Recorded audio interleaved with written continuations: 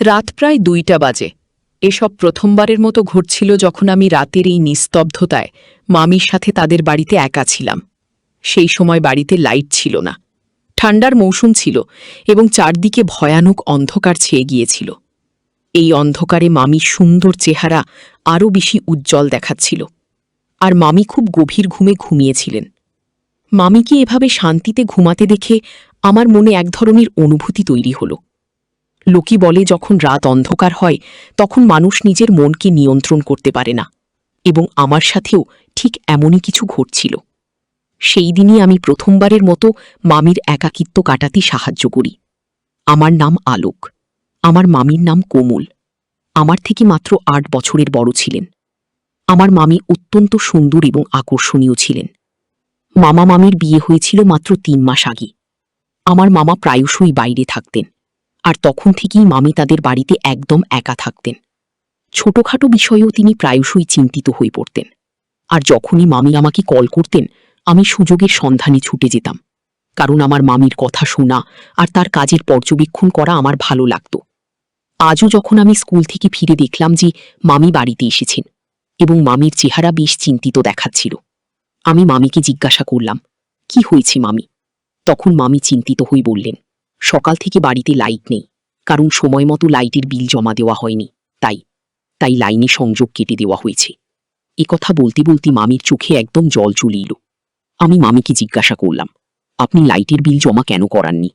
মামি বললেন, আলোক, তুমি তো জানো যে তোমার অজয় মামা প্রায়শই শহরে থাকেন। আমি এখানে একদম একা থাকি এবং পুরো বাড়ি একা কিভাবে সামলাই।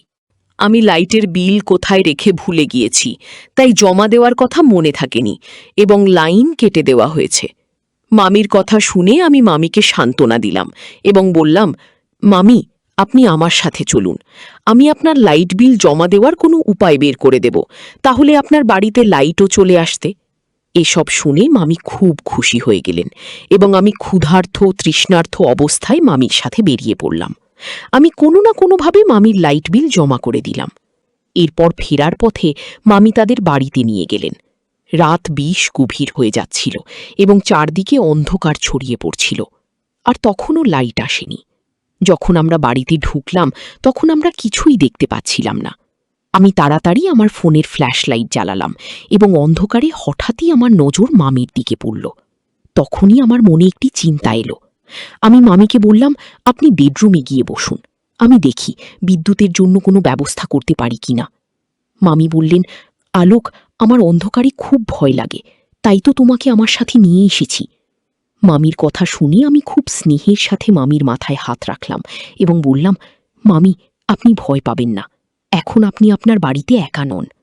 আমি মামির হাত ধরে তাদের বিছানায় বসিয়ে দিলাম এবং মামিকে বললাম, আমি কিছুক্ষণের মধ্যে ফিরে আসছি, আপনি খুব আরামে বসুন।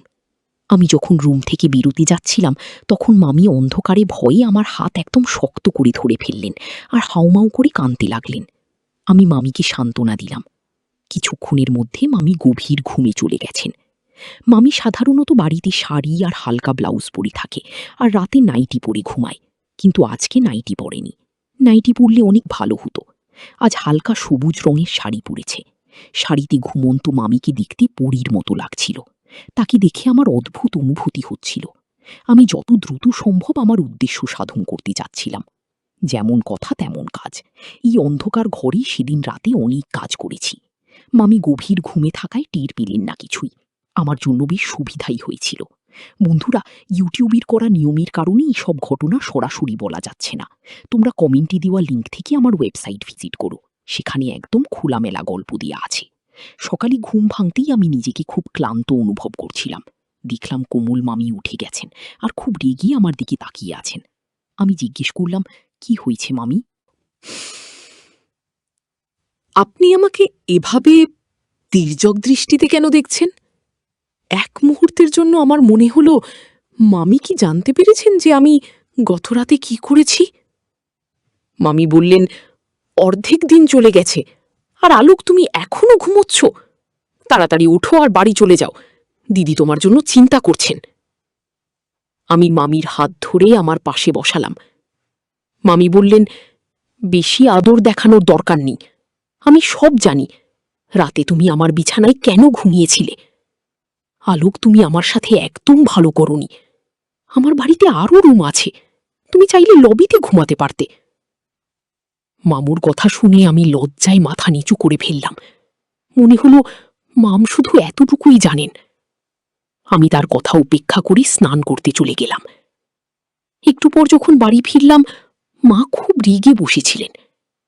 মা বললেন, আলোক, তুমি এতক্ষণ কোথায় ছিলে? আজ ফিরেছ? আমি মাকে বললাম, মামি অন্ধকারে খুব ভয় পেয়েছিলেন, তাই বাড়ি আসেনি। এখন সকালে মামির বাড়িতে লাইট চলে এসেছে, এখন মামির আর কষ্ট হবে না। মা বললেন, তোমার মামি ছোট ছোট বিষয় নিয়ে টেনশন করার অভ্যাস হয়ে গেছে, এই অভ্যাস কবে ছাড়বে কে জানে। মা মামির আচরণে খুব অভিযোগ করছিল, আর আমি মায়ের কথা শুনে শুধু মাথা নাড়ছিলাম। এমনি করে 3 দিন কেটে গেল, আর আমার আবার মামির বাড়ি যাওয়ার কোনো উপায় হচ্ছিল না। আমার মন খুব খারাপ ছিল যে কিভাবে মামির বাড়ি যাব।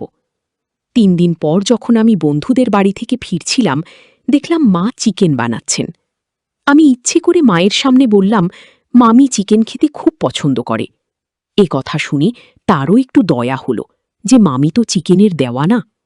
মা বলে উঠলেন, মামির বাড়ি তেমন দূরে নয়, গাড়ি নিয়ে যাও, 1 মিনিটও লাগবে না, আর তোমার মামিকে দিয়ে আসো।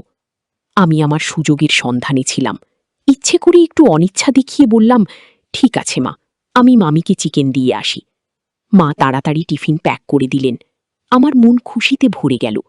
আমি মামবাড়ি পৌঁছালাম। মামি রান্না করতে যাচ্ছিলেন। চিকেনের টিফিন দেখে তিনি খুব খুশি হলেন, আর আমাকেও খেতে বললেন। আমি সঙ্গে সঙ্গে তার সাথে বসে গেলাম, আর আমরা দুজনে মিলে চিকেন খেলাম। আমি তো আমার বাড়ি ফিরে যাওয়ার কোনো চিন্তাই করছিলাম না। বেশ কিছুক্ষণ পর আমি মোবাইলে গেম খেলা শুরু করলাম। আমি ফোন করে মাকে বলেছিলাম যে কোমল মামি আমাকে জোর করে তার বাড়িতে আটকে রেখেছে, যদিও কোমল মামি আমার সাথে এমন কোনো কথা বলেনি। আমি মামিকে বললাম, আপনি দিন দিন এত চিকন হয়ে যাচ্ছেন, আপনি বেশি করে খাবার পানি খান না কেন? মামি বললেন, রোজ জুস খাওয়ানোর মতো কেউ নেই, তাই হয়তো এরকম হচ্ছে। আমি বললাম, ঠিক আছে, এখন থেকে এই দায়িত্ব আমার। তারপর আমি আনারের জুস এনে নিজে মামকে দিলাম, এবং তাতে এক ধরনের ওষুধ মিশিয়ে দিয়ে দিলাম। মামি আমার দিকে তাকিয়ে বললেন, তোমার মতো ছেলে সবার হওয়া উচিত। তোমার মামা এখানে নেই, কিন্তু তুমি আমার এত খেয়াল রাখো যে এখন আমার আর তেমন সমস্যা হয় না।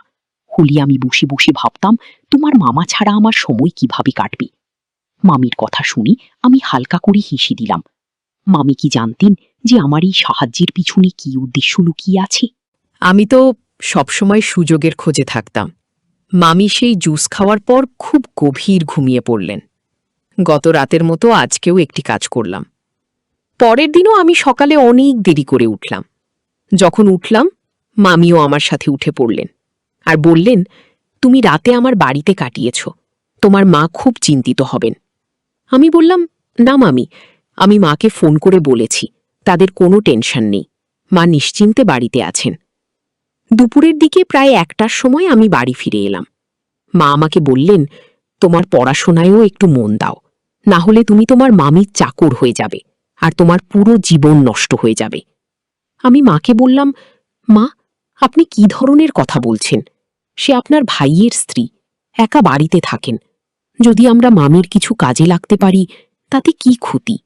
এখন আমি ঠিক করেছি যে আমি প্রতিদিন রাতে মামির বাড়ি যাব, যাতে তার পাশে থাকতে পারি। আশেপাশের প্রতিবেশীরা বলেছে যে এখন গ্রামে অনেক চুরি হচ্ছে, এ অবস্থায় মামিকে একা রাখা ঠিক হবে না। আমার কথা শুনে মা টেনশনে পড়ে গেল আর বলল, ঠিক আছে, তুমি রোজ রাতে তোমার কমল মামির বাড়ি যাও, কিন্তু সকালের সময় মতো ফিরে আসবে। এরপর থেকে আমি প্রতিবার আনারের জুস নিয়ে মামির বাড়ি পৌঁছে যেতাম। সেই জুসে ওষুধ মিশিয়ে তাকে দিতাম, আর মাম গভীর ঘুমে পড়লে আমি আমার সুযোগের সদ্ব্যবহার শুরু করতাম। এখন আমি আমার এই কাজে খুব খুশি ছিলাম। আমি খুব সহজেই মামিকে বোকা বানিয়ে দিতাম। মামি এখন প্রতি রাতেই আমাকে তার বাড়িতে থাকতে বলতেন, এবং এখন মায়েরও কোনো টেনশন ছিল না। কিন্তু এটা আমার জন্য খুব কঠিন হয়ে পড়ছিল যে রাতে এত পরিশ্রমের পর আমাকে সকালে খুব তাড়াতাড়ি উঠতে হতো। একদিন কোনোভাবে মামির আমার ওপর সন্দেহ হলো। সেই রাতে আমি জুস নিয়ে মামির রুমে গেলে মামি বললেন, আমি জুস খাওয়ার কিছুক্ষণের মধ্যেই গভীর ঘুমে পড়ে যাই এবং একবারও রাতে উঠি না, যদিও আগে এমন হতো না। আজ দুপুরে ঘর পরিষ্কার করার সময় যখন ডাস্টবিনে আবর্জনা ফেলতে গেলাম, তখন একটা ওষুধের প্যাকেট আর একটা বেলুনের প্যাকেট দেখতে পাই। আমার বাড়িতে এসব কিভাবে এলো? মামির কথা শুনে আমার টেনশন হতে শুরু করলো। আমি না বোঝার ভান করলাম। আমি মামিকে ভুলভাল কিছু একটা বুঝিয়ে দিলাম। এরপর মামি এই বিষয়ে আর কিছু বলেন না।